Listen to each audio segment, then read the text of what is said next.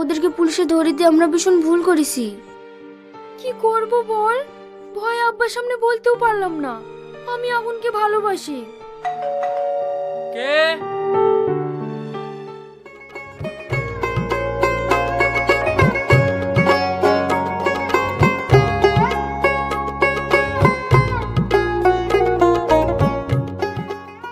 বিহাই মশাই। কে বিহাই? কিসের বিহাই? আপনি মানে?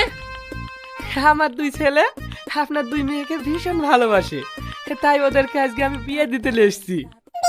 বিয়ে দেবো বললেই হয়ে গেল? এই তো আমার বৌমারা।